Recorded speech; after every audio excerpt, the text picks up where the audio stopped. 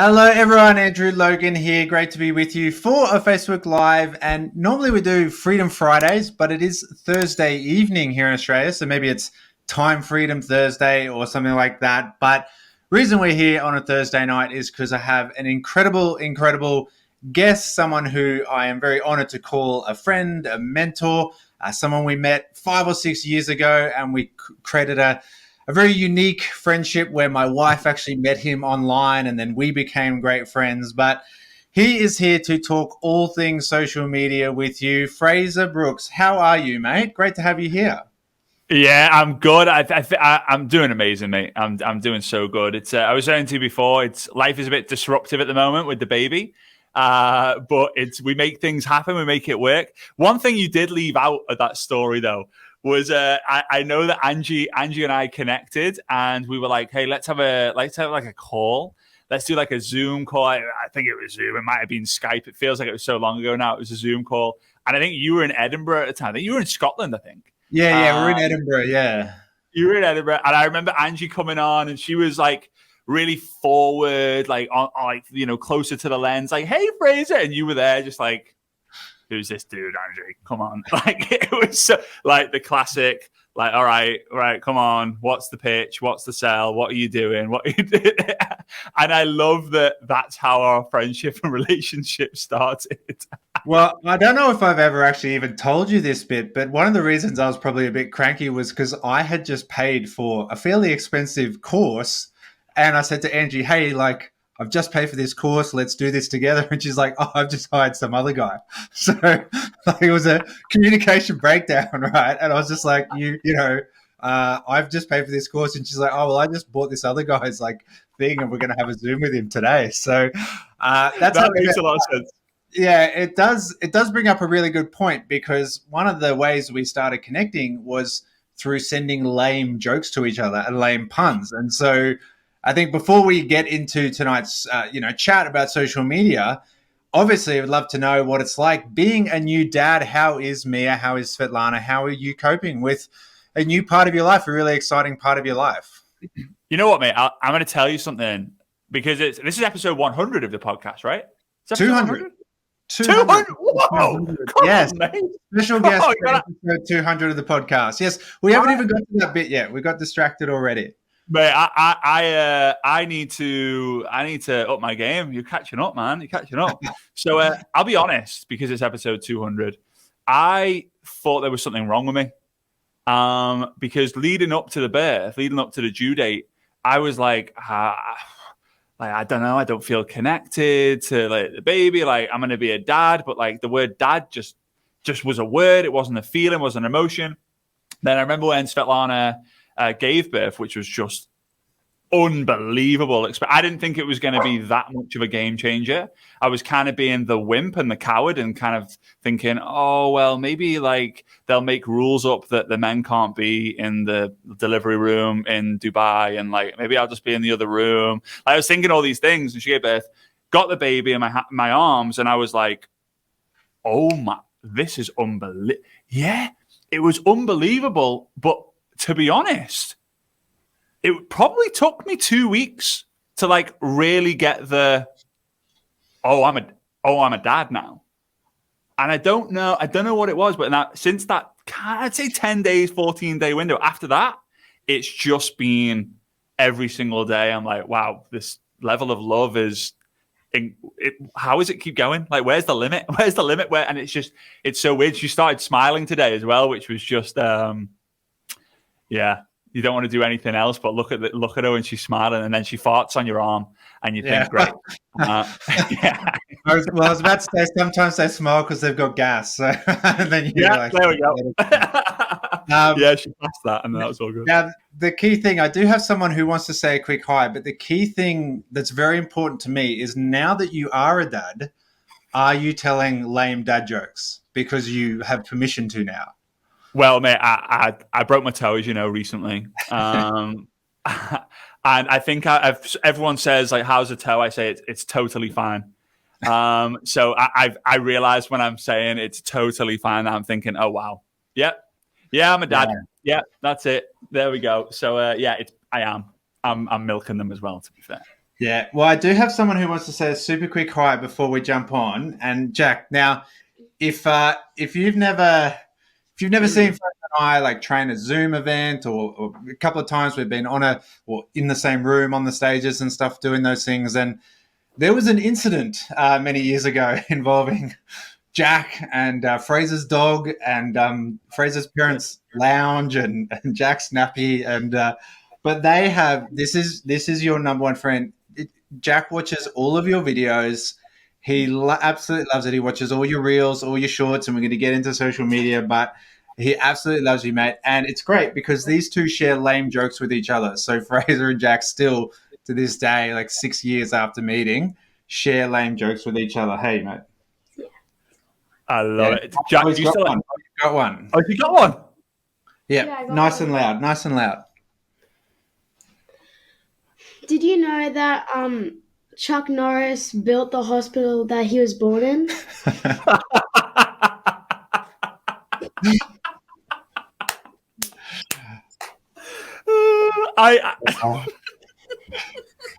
Apple doesn't fall far from the tree. Hey, oh, legend. Jack, is the Coca-Cola bottle still there? No. Ah, someone got it. They probably would have called it. he might have eaten it. There was probably enough sugar and preservatives in it to keep it for Fraser. Yeah. All right, we are getting slightly off track already, aren't we, mate? But it is good to catch up because it's been a little while since we've seen you, and I know everyone's wanting to listen in when we talk social media and stuff like that. So just want to say, guys, we've got some giveaways and stuff. So if you're getting value out of this, make sure you hit that share button, drop the comment that you've shared it. I've got the little spinny wheel here so we can do some giveaways and stuff. Share it out to your groups, all those sorts of things, and pop it in here and we can go through that process. But let's get into social media, Frazer, because what I'd love to know from the ninja himself, from the absolute guru, like it's 2023, right? And you look back at social media and there's, it was all about getting a Facebook page. And then there was sort of 5 minutes where we had Periscope. Then Facebook Live came along and it was all about lives. And then it's all about stories. We had 15 minutes or so where Clubhouse, it was all about Clubhouse. Now it's all about Reels, right? And is Reels where we need to be in 2023? Is Reels the place that all the eyeballs are at when it comes to your social media? So if you're playing catch up, yes. If you want to get ahead of the game, no. And the reason why I tell you this is because I've been saying this for a few weeks now, maybe a couple of months now, that short form is short term. Long form is long term. Short form meaning the less than like 90-second content, the less than 60-second content. Long form being like something like this, right? 5, 10, 30 minutes, 60 minutes long. You will notice as well that there's a lot more money and brand and success and fame in long form content. There's no one called a Facebooker. You're not a professional Facebooker. You're not a professional Instagrammer. You can't be a professional Clubhouser or a LinkedIner or a Twitterer. You might potentially be able to say that you're a TikToker, but it's too kind of soon to be able to have that title. But the number of people who say that they're a professional YouTuber is staggering. But also, you ask the new generation now, what do you want to be when you're older? A lot of them will say, I want to be a YouTuber. It's like it's a long-term thing. So if you want to build a brand and a business that's going to have new people coming into it all the time, you have to go to the future generations to see what they're into. And they're all into YouTube still, although it feels old. So long-form content is actually the key. How many interviews are you doing? How many podcast shows are you either running or being a part of? How many YouTube videos are you doing? And then how are you creating the micro content for it, which you then put onto Reels? Reels can still get you known, but they're not going to get you likes. They're not going to get you sales as much in the long term. They're not going to get you loved. They're not going to build the trust. They're not going to build the credibility in the brand. So Reels are great and they're important, but the long form content is what's going to make you a better storyteller, build a better brand, build more trust, respect. Don't neglect the long form content because that is the future, although it's been here for years and years and years and years and years.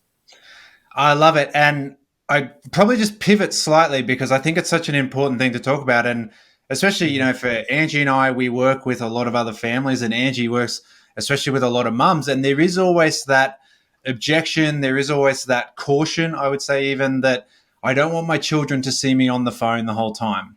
And you're sitting there saying, well, like, have you seen what your kids are doing? You know, like, Yeah. I mean, we grew up right in that little, you know, like we can just remember life before the internet and just remember life before smartphones and stuff. But the children are growing up. And so why not teach them how to use these properly? Why not teach them how to use them effectively? Because they're going to use them anyway. And so I think that's such a good point. I'd love to play the devil's advocate, but on my own question. So, you know, this is something we do full time. This is obviously your passion. This is, you know, this is everything about who you are these days and what you love to do. But if you are someone who is part time, you're working full time, and you're, you know, you are building a business part time. You're trying to create that entrepreneurial lifestyle in the spare pockets of your life. How do you keep up a little bit? Because as I said, like every year there's sort of, hey, it's all about stories. Hey, no, it's all about Instagram. No, it's all about reels. It's all about lives. Like it can feel a little bit overwhelming for some people potentially because social media moves so quickly. Yeah, no, I mean it's such a great point. And before I go into it, like with the whole like mom guilt, not maybe mom guilt, but the whole idea of being on your phone all the time. Like if I go back to what I was inspired by and what makes me me, it's by seeing my mum and dad hustle on the phone. It just had a cable connected and it was plugged into the wall and it rang a little bit differently and it was here instead of here. And, you know, it just is what it is really. But so in my opinion, the world's changed a lot and attraction marketing is just a huge thing. But the majority of people who are watching now, whether they're listening in, watching in, whatever, I think a lot of them are thinking attraction marketing, I post and I attract people to me. But if you think about attraction marketing in your life, this is where you have your vision board and Andrew and Angie still have, they have probably the best view from a back garden from all the homes that I've been to all over the world. It's one of those like photos that you would have on the screensaver of your computer, but they have it open the curtain, open the window. Like it's just there all the time. So you have this vision, and you attract it into your life. So we've gone from it being all about you to all about the algorithm. And if the algorithm controls your success, you're probably not going to have the success that you want on social media. So the reason why I tell you this is if you actually want to reduce the overwhelm is a choice to begin with. Like you choose to be overwhelmed. Like if you're kind of doing all these things and you get those heart palpitations and you're like, oh God, I'm overwhelmed. You're choosing to be overwhelmed. Like you can just take a step back, write everything down and be like, okay, I've got things to do. Let's be professional about this. So you have to kind of build an ecosystem. So you have to kind of realize, right, what are all the platforms I want to be on? And what links them all together? And the thing that links them all together is going to be the thing that's going to frustrate you the most because you're going to think that I'm going back 20 years ago in training is email. And I know it's so annoying, but when you go from algorithm-based to notification-based, you will win. Meaning I can have 10,000 people on an email list and I can send out that email and I can get 1,000 people open the email and read whatever it is that I want based on what I want to send. If I go post a reel, I don't know who's going to see it. I don't know if it's going to be a follower who's going to fall in love. I don't know if it's going to be a new person who decides to follow me. So you got to think, right, I've got Facebook page, Facebook profile, Facebook group, Instagram, TikTok, Telegram, WhatsApp, podcast, LinkedIn, YouTube, email. I've got all these different ManyChat. I've got all these different things. What am I going to build on to be able to get them like their details? And then when I get their details, what other platform am I going to launch into? And what that's done, it's definitely worked for me and a few others, is it reduces the overwhelm, but it gets you more excited knowing, okay, I'm going to put all my focus on that. There's no overwhelm on that platform. I'm going to launch an ebook or a limited time offer or something that maybe people have to give their information to get because it's solid gold to get. And then I'm going to go onto Instagram. Then I'm going to go onto TikTok. And you're not going to start from scratch all the time. You're going to be able to have 100, 200, 300 followers straight away. And if I look back, that's how I built my entire brand. I just become a beast on Facebook profile. Then I did a webinar, which allowed me to get the emails, and then it launched all these different platforms. But now it's much easier to get overwhelmed because there are so many platforms. When I did it, it was just Facebook profile really that you kind of did. So it was easier back then, but it's your choice. You get to choose. I love it. I do apologize if you can hear our dog in the background, by the way. It's past her bedtime, and she's not happy about it. She wants her little treat, and she wants to go off to bed. So if you're hearing that noise, but I absolutely love what you say, and I think like that. I like to talk about, there's going to be a place where you're out there attracting people, as you say. There's out there where you're meeting people. And then there's a place where you're actually having these conversations. And we can get overwhelmed where we try and do it all in one space. I like to look at Simon Sinek's golden circle, really. And we start with the why in the middle, and then we work on the way out. If we work from the outside in, it's like, well, what am I posting and what kind of platform and how do I use it? And that it can be really overwhelming. Whereas the actual intention of the posting and the intention of your brand and who you are and who you want to serve, start there and then work your way out. And it becomes a lot simpler. And you're the guru, but that's how I like to see it. It's just starting what's your actual intention for using social media, get crystal clear on that, and then work through your platforms. No, they may. Jim Rohn said, "Yeah, you will lose yourself. You will find yourself when you lose yourself in the service of others."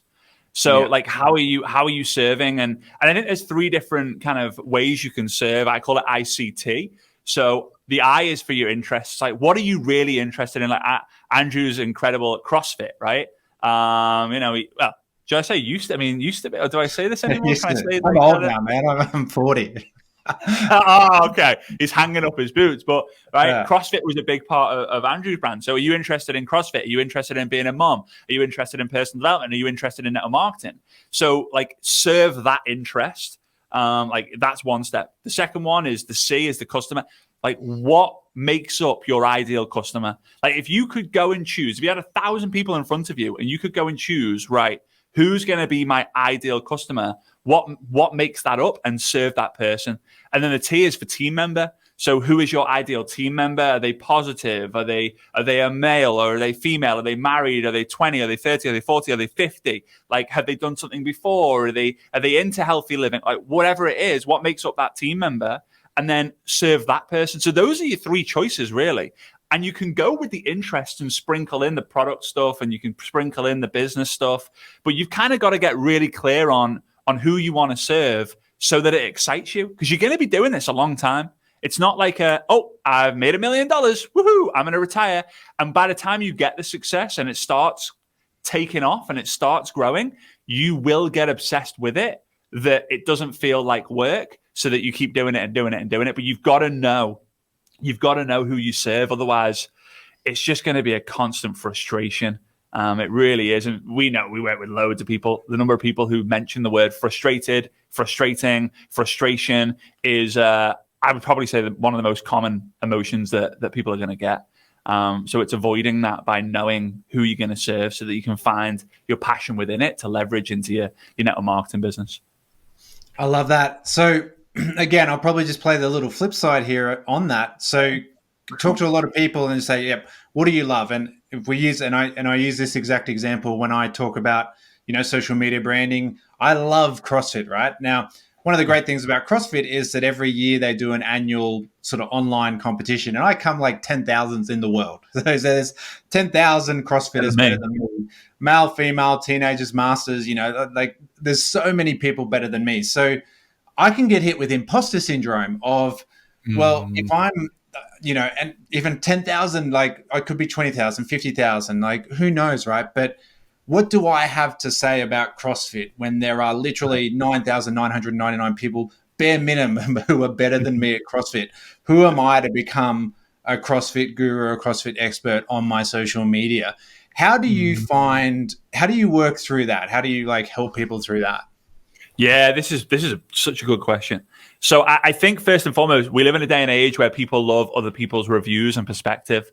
So I think I got this moment in probably about, I'd say 8 years ago.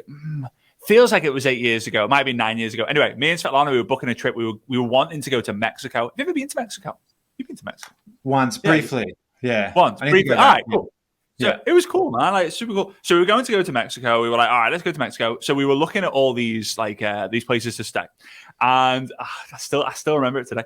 Svetlana like loves research. Like that's her interest, like researching holidays and getting excited about which place we're going to see and finding the reviews. And, all the hotels have these really professional photos and like the Times rates this 5 stars. It's just blind when like the critics are kind of giving you all these rewards. Or these reviews. And I remember seeing this 1-star review by a guy called Bob. You know that I use the name Bob all the time. So we stood up. It just went, Bob, pillows were crap. Service was naff. And like food was awful. Don't go. And I was like, definitely British if he said naff, right? Yeah. Like, no one else in the world would have said that. Yeah. Yeah. So I was like, Seth, we're not going there. And she's like, why? Bob said it was naff. Bob said it was naff. So it clearly was. And then another example of it is the Oscars season coming up, right? I think it's pretty much soon, right? The Oscars. Like me and Svet always say this, and people might have a different perspective of this, but if a movie ever wins an Oscar, we kind of stay clear of it most of the time. Because it's not always the best. Like it's won all these awards from all these critics and all these professionals. But Sally from next door says, nah, it was a bit rubbish. Watch this instead. I'm watching the show that my next door neighbor tells me to watch because I can relate to that person. Just because you're not 100 steps ahead of someone, as long as you're 1 step ahead of a bunch of people, you can really build an amazing brand. And you'd be surprised at how fast you will learn something when you really pour into that. So like Andrew knows way more about CrossFit than me. And I look up to him like top 10,000 in the world. I'd be the bottom 10,000 in the world. So I can learn loads from him. I see him lift all the time because he lives that life.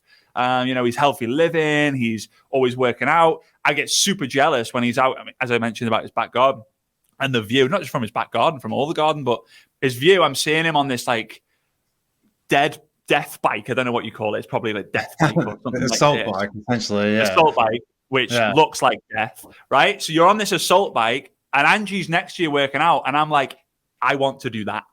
I can't because I'm not as skilled as he is. I want to do that, so I want more of that content.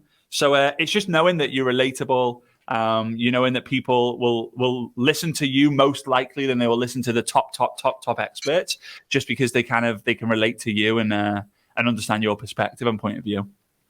Incredible. It's so important. I was just going to say, the one time I went to Mexico, I had a conference in San Diego, and a mate of mine, and we went down, and you get your taco, you get your beer, and you're sitting there on the sand watching the sunset, and a guy just came up and like grabbed our heads backwards and poured tequila down our throat, and it was kind of like, oh, and then he's like, $5.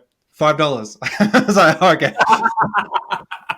That's what's going to happen. All right. That's kind of how the evening in Mexico went, that first night at least. But great time. But again, circling back to what the really good point that I think you hit there, like at least for me, and again, I think it's such a great exercise for people to do when you're creating content, when you're building a brand, when you're going out there on social media. The reality is you have to love it because you're going to be creating a lot of content, and it's going to take time, obviously, and the more recognized you are, the more expectation that you're going to keep creating content. So like, again, in the words of Jim Rohn, it doesn't get easier. You've got to get better. Right. And so I think the thing for me, it's always, close your eyes and just picture that you've got to stand up on stage in 10 minutes and just speak for 30 minutes on anything.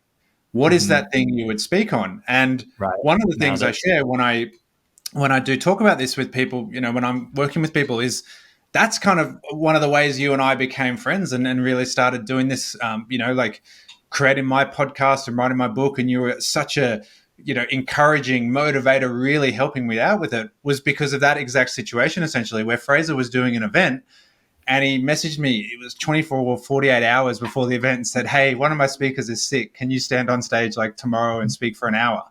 And it was like, okay, well, I better speak on something that I love, right? Because it's like, but that was also the thing that made it so cool, because there was no overthinking. There was no drastic preparation. It was just get up and speak about your passion. And again, I think we can, get a bit overwhelmed a little bit and just what is your passion? Because you're going to be creating content about that. So I'd love to just, while we're on there, I want to recognize, I've just been going through and checking out these things. I want to recognize one of the, here we go. Simon, I'm going to spin the wheel for you in a sec because you've shared. Nice.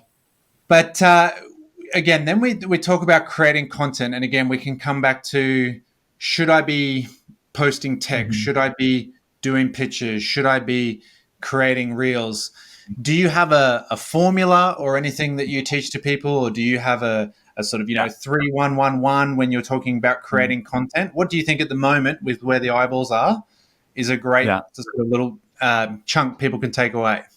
Yeah, I love this. So, and by the way, thanks for everyone who's sharing, whether you're sharing the recording or the live or the podcast as well. I would love to be able to hear from you as well. So just screenshot what's on your device and post it to your stories and tag us both so we can thank you for that. Because, these episodes, the ones that I listen to that Andrew posts out are just absolute solid gold. And more people need to be tuning into them and downloading them and listening them in. So I actually don't really do the whole 3-1-1, 3-2-1, 4-3-2. And I know it's easy to remember and stuff, but the reality of it is it kind of isn't necessary at the beginning. It is after the first 30 days, but I'm going to share this with you that is the reason why I'm able to get a large amount of engagement no matter what platform I'm on, really. So what I do is I got this a little sheet, and I don't need to send it to you guys because it's super, super, super basic. So it has the date on the first column. It has the time on the second column. It has the platform on the third column. And then it'll tell me what was the post in the fourth column. And then fifth, sixth, seventh column, it might be likes, comments, shares, views, right? So imagine this. I make a post right now. It's Thursday, the 9th of February, 2:32 p.m., right? So I write Thursday, the 9th of February, 2:32 p.m., Facebook. I did a quote post, right? I did a quote post 24 hours after I've made the post. Now, this sounds bitty, and it sounds a bit like, oh, that sounds overwhelming. Promise you, if you treat this like a business, it will pay you back multiple times. So I'll go, right, I've got my date, I've got my time, I've got my platform, and I've written that it's a quote. 24 hours later, I just use my phone. I have a little timer, 24, like a little alarm, 24 hours after I make the post. I go back and I see how many likes, how many comments, how many shares, how many views, if it's a video-based content. Now, what happens is after about 20 days, let's say 30 days, because it's a good solid thing just to do for the rest of February, just to do the month of March, is after 30 days, I can quite easily tell you what posts blow up for me. I can just tell you the right day, the right time. Do I do a quote with a colored background? Do I do a quote without the colored background? If I post a photo of the dog, blows up. I post a photo of Svetlana, explodes. I post a photo saying, hey guys, buy my book, dies. I know exactly what works and what doesn't work, so that I kind of just remove all the stuff that doesn't work and I only do the stuff that does work. So, and because there's something called the power of likability as well, right? So if I have Sharon, shout out to Sharon McNamara. Woo! I love that name. It just rolls off the tongue, McNamara, right? If there we go. If she's Aussie, Shazza, right? Shazza? No, I don't know. Our Aussie friends. She's from Sydney. Yep. She's in. From Sydney. All right, cool. Then I guess it's Shazza or something like that. So if she lands on my profile and sees post number 1, 1,000 likes, post number 2, 800 likes, post number 3, 4,000 likes, post number 4, she sees it straight away. She's going to and I'm telling this on behalf of Shazza, she's most likely going to say something like, shit, who's this dude getting all these likes, getting all these comments, getting all this engagement? The power of likability, and that leads to people liking or loving or commenting, because no one wants to comment on an empty post. Everyone wants to be a part of a big conversation, but they don't want to be part of an empty post. So give that a go, and you'll soon, because the algorithm is made up of tens of thousands of equations or different metrics. What works for me might not work for you. So just because your top leader posts about the product all the time and they get 100 comments because it's 100 people in their team who comment, doesn't mean the same post is going to work for you. So don't get disheartened or upset by going, oh, it doesn't work for me. It works for Shazza because she's from Sydney and Sydney's amazing. I live in Liverpool and the color of the water is not the same as hers. So I can't post what she does. So it's not going to work for me. So just use that, do that, and you'll know exactly what posts to make, and keep doing it. I do it pretty much every post I make still, just because I've got the data and it changes all the time. Well, I think that's such an important point about, people say treat this like a business and it will pay you like a business, right? It's such a cliche that we throw around all the time. And in business, you measure measurables, and we would always say, again, in traditional business, if you can't measure it, you can't improve it. If you don't know actual numbers, how do you improve what you're doing? And so if you want to improve your social media, track your numbers, like actually have a look and say, yep, I did this post and it got this many shares, this many comments, all that kind of stuff, as you say, and have that business approach to your social media.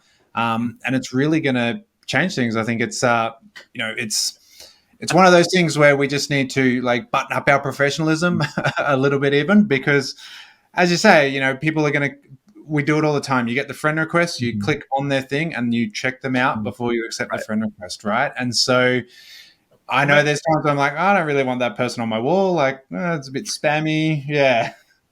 Well, mate, also on that as well, if you think into the future, because a lot of people watching this, listening to this, who have teams as well, you might have 10 people, 20 people, 100 people, 1,000 people, 5,000 people. Imagine that you have this data. And I know the word data sounds so boring, but to be honest with you, if you look at like ChatGPT and what Google are doing, that's all data. Data is the most valuable thing in the world. It has been for a long time and it will continue to be, right? So if you think about it, imagine you go to your team and say, hey guys, these 3 posts are the top 3 posts that I've done. Now they might not blow up for you, but go see what happens for you. Like I did a live with this title, or I did a reel on this, or I did this quote. Go and do it. Because if you can kind of do it for your team for the first 7 days or so, they're going to build that confidence to then go and do their 30-day run with this. And then they've got the marketing muscle in a way, but the confidence to be like, well, this usually does really well for me, so I can post something like that. I think you make a great point, and probably just, tongue in cheek slightly, but sometimes, and I know I fell into this trap, 7, 8, 9 years ago, really fell into this trap and learned this lesson the hard way. Was, you said it before, like sometimes, established veterans in the industry, established veterans in our company and all that kind of stuff, they built long ago. They really built the foundations. And so maybe their social media skills aren't ahead of some newer people coming through, who've grown up with social media. So I remember, like my upline, my mentor, and, it'd sit there and like, buy this kind of stuff. And again, it would get 100 likes. And it's like, okay. So I'd sit there and go like, hey, buy this. And I'd get like my mum would like it. And it's like, okay. But then you'd sit there and like, there are probably 100 people who are like actually consuming that product and using that system and love it. And they're supporting it and all that kind of stuff. And so again, it's sarcasm aside, but find what works for you. Again, like what is your brand and what do you love to talk about, and actually find the platform and find the technique that's going to work for you. Because, and you mentioned my background in health and wellness, and, always so much of how I think always comes back to how we were taught to look at the human body and look at the psychology of a patient and all that kind of stuff. But we have to go out and work the muscle of our own brain. We have to go and work the muscle of our own marketing. And we can fall into this kind of copy and paste mentality that, well, I'm duplicating someone else's post, but I'm actually just copying and pasting. And to me, there is that reality that, you've probably got a few thoughts on it, but to me, one of the bigger things is you never work the muscle. So you were kind of like, I ran that event. Yeah, I lifted that weight, but you never actually did. And so the muscles never developed. So when it does turn around to a point where you are up on stage, or you've got someone in your team who's like, coach me, show me what to do, tell me what I need to do. And it's like, actually, I never ran that marathon that I said I did actually run. And then again, like the imposter syndrome can come in. So maybe just as a bit of a final thing, I'd love to know your thoughts on that of sometimes the sort of process of duplication can get a little bit lost. Yeah, for sure. So I'm a great believer in, it's called network marketing for a reason. It starts out as network prospecting. You kind of prospect the people who you know, your warm market, your hot market, your family, your friends, the acquaintances, colleagues, school friends, all that fun stuff.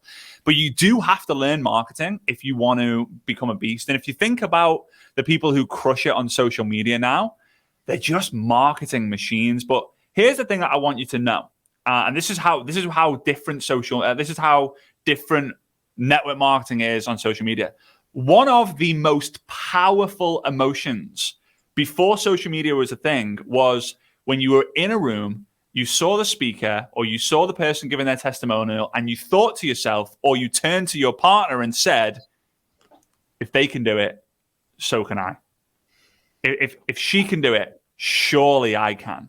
Right? Whether you feel you've got more education, or you feel that you have a bigger network, or you feel that you would do a better job on stage, or you feel that you dress better, whatever it is, you just have that feeling. And that's why my mom and dad joined. They were like, they can't. My dad used to say, they can't walk and chew gum at the same time. If they can do it, so can I. That's what he used to say. He has a weird way with words, a weird way with people as well. So like he will mind me saying that, but Dad, love you, right? So that's how it is. Now on social media, you look at the people crushing it and you go, I can't do that. I can't do what Sally does. Like, she's going live 14 times a day. She's got incredible long blonde hair. I haven't got my hair done for 6 months. She has this, she has that, she has a Ferrari she lives in on the Gold Coast. She's just positive all the time. She has a network, she has 100,000 followers. So we've lost that emotion. But what I want you to understand is you've got to get emotional about your business by having the realization of, I can do this. If you need to leverage your leaders' posts, go ahead and do it, but make the decision. I'm going to leverage it for 7 days. Then at some point, I have to do my 30-day run to establish my content.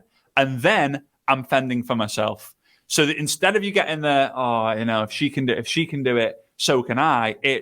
I'm actually all right at this. I can see growth, because when you progress, something incredible happens. In fact, every time I feel myself grow, I am extremely happy. When I feel stuck or plateaued or dipping, I feel unhappy. I don't know, my emotions shouldn't be tied to my business, but it's not the business. It's just me as a human being. So reach out if you need to get some inspiration. What I believe is there's two things that have helped me big time. Follow people on purpose.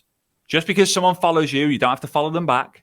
Just because your upline tells you to follow them, you don't have to follow them back, right? Follow people on purpose so that when you go onto your platforms, onto Facebook, Instagram, TikTok, YouTube, instead of you going, that's a cat playing the piano, that's hilarious. Instead of that, and you get nothing from it, you just get, mind-numbing time into the phone. Instead, you go, ooh, how could I do my version of that?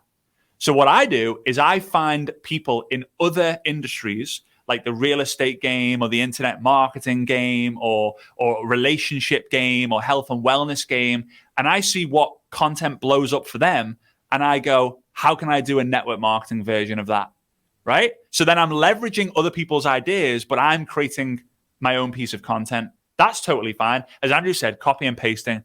Please don't do that. If everyone can do it, then it's not potentially going to be a success. If you look at the investing side, the investing quote, I don't remember, Andrew will know the quote better than I do. If you look at the investing equivalent, if the masses are buying it, it's probably time to sell it, right?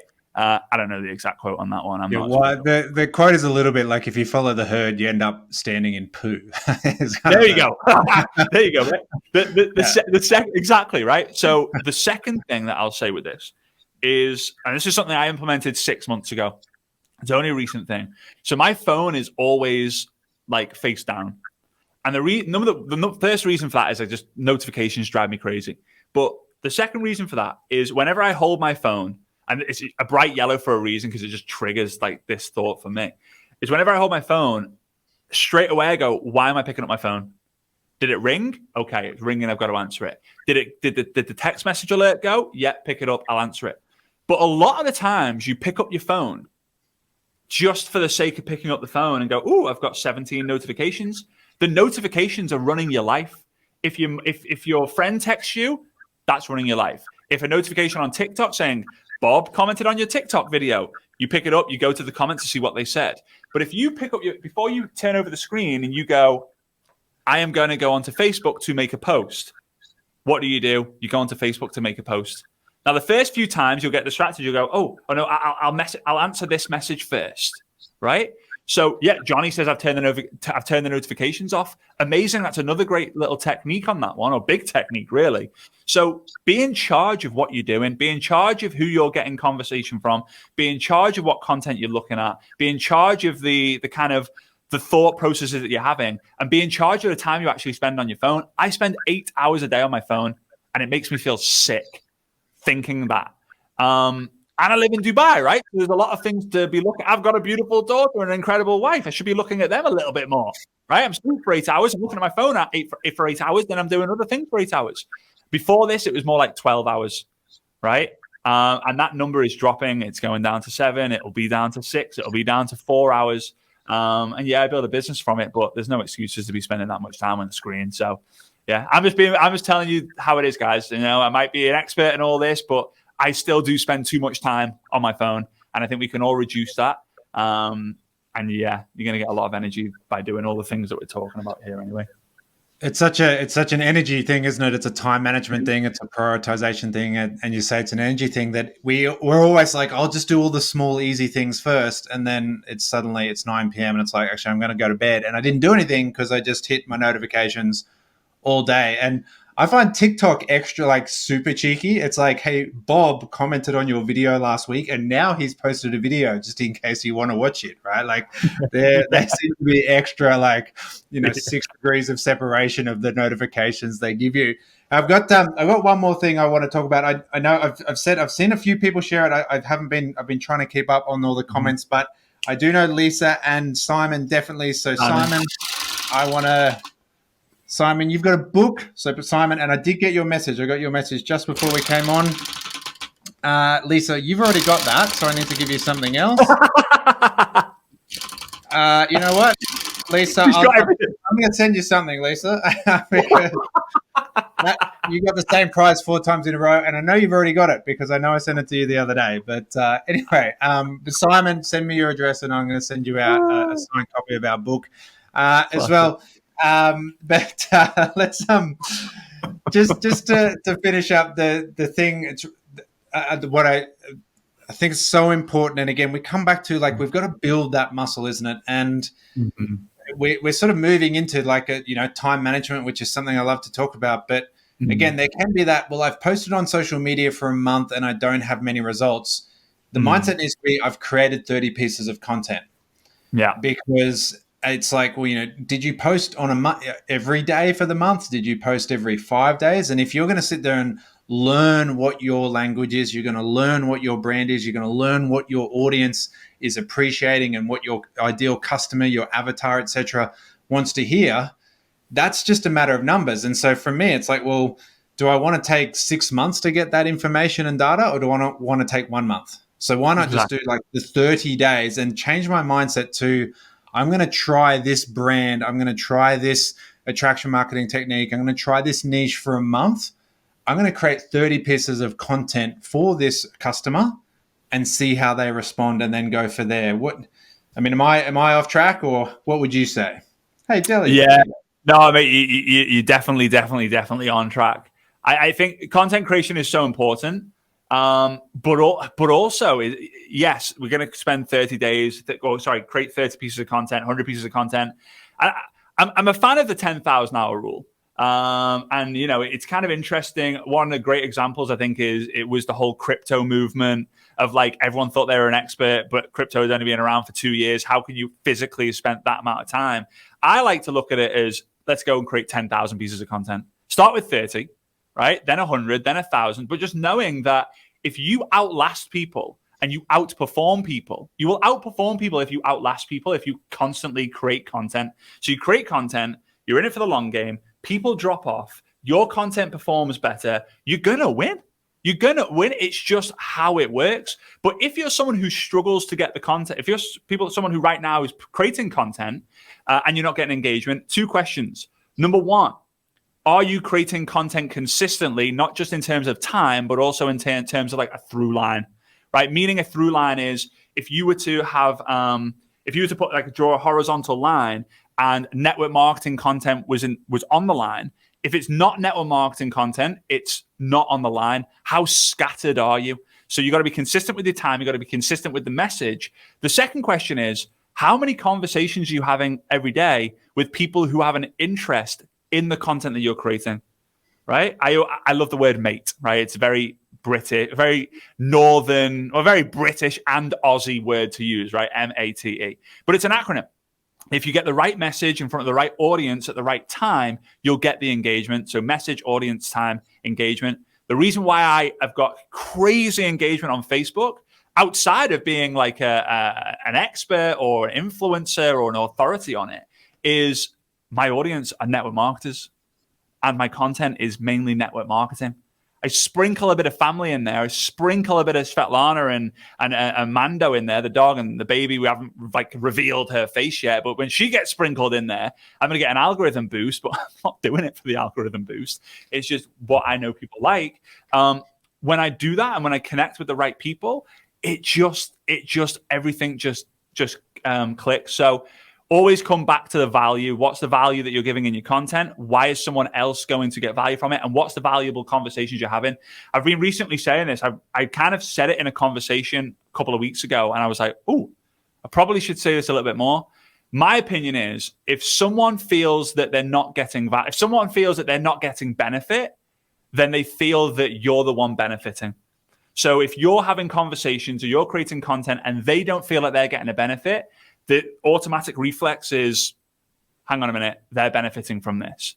So if they see an ad or a message, hey, buy my book, and they don't get any benefit from that, they think, well, obviously he wants to sell his book because he's getting money from that. So what's the benefit that the person who you're having a conversation with, or someone who's seeing your content, what's the benefit that they're getting enough to want to comment and say, this is amazing, thank you so much. Or, Bob, you need to go and watch this. It's not naff, right? It's good. Watch it back. It's good conversation. So do your 30 days with the intention of doing 10, or do your 30 pieces of content with the intention of doing 10,000 pieces of content. If you need to pivot, if you need to come in for a pit stop, if you need to tweak, then do it. But make the decision now that you're going to be a serial content creator. Don't create content around cereal, right? I mean, cereal. There we go. It's happened. You rubbed off on me. And you're a dad now, mate. It's a natural progression, right? I'm so excited about this next phase of my life. But great place to end. I think it's really, really cool, everything you've said. And probably just one last little nugget, I think, and again, you said it where and we can look at it in so many different ways, but there can be a misconception, there can be an objection as well, like it's only the people who got in early and it's only the people who've been around for 10, 15 years or whatever that sit at the top. No, it's the people who outlasted everyone else. It's the people who are the most consistent. And it is that the cream rises to the top, right? Because they stayed in action, they stayed consistent, and they just kept doing the work. They kept flexing that muscle until they got their 10,000 hours up. Malcolm Gladwell, Outlier, is a great book to read if you ever look in that kind of thing. And again, I know others of you have shared. Shoot me a message if you have. Angie messaged me to say she shared, but you don't get a prize, Angie. You have access. You're the prize. To training. Yeah. All that sorts of things. But, Matt, I want to thank you. Now, let me just pull these banners up quickly. So, guys, if you do need more help, you can reach out to Frazer. You've got a 5-day boot camp going at the moment as well, so people can jump onto that. Mm-hmm. Yeah, it's completely free. Go check it out if you want, FrazerBrooks.com/MLM. As I was talking to you guys about, like at the beginning with the whole email game, like give things away for free if you want to get someone's attention and you want to get something.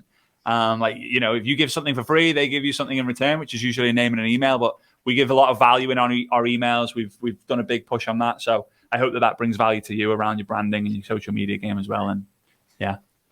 Awesome. Yeah. And as well, guys, just remember, if you do need help, we're doing a boot camp, like a social media branding boot camp in the Way Out community next week. So if you listen to this on the podcast, this won't come out on the podcast for a little bit. Podcast episode 200, of course, you bring out the very, very best guests for such a momentous episode like that. You're not going to, it would have been over by the time you get it. But obviously, if you're watching this live, so just you can go through to the link tree on my bio at Andrew James Logan or andrewlogan.net, the links to the Facebook group as well.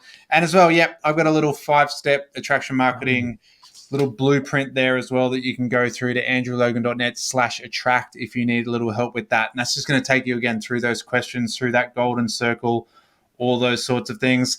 Otherwise, guys, yes, jump on. If you don't already follow Frazer, I'm sure you do, but he gives incredible value. His shorts are fantastic, which is amazing. But the great thing is he's creating that longer form content. I know the question did come in much earlier, and I did see it, but you were just on a roll.